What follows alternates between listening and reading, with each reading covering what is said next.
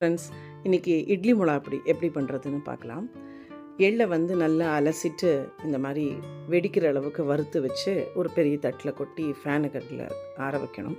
அப்புறம் உளுந்து 1 கப்புனா 1/2 கப்பு கடலப்பருப்பு அந்த ஒரு ரேஷியோவில் போட்டுக்கணும்.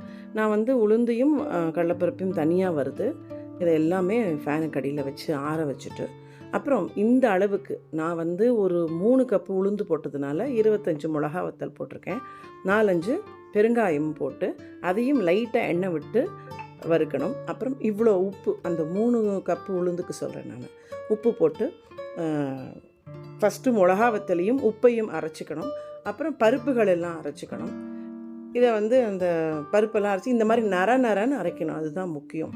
ரொம்ப நைஸாக அரைக்கக்கூடாது. கடைசியில் எள்ளு அரைச்சி எல்லாத்தையும் மிக்ஸ் பண்ணி சர்க்கரை ஆட் பண்ணி இட்லி மிளகாப்பொடி ரெடி. தேங்க்யூ ஃபார் வாட்சிங்.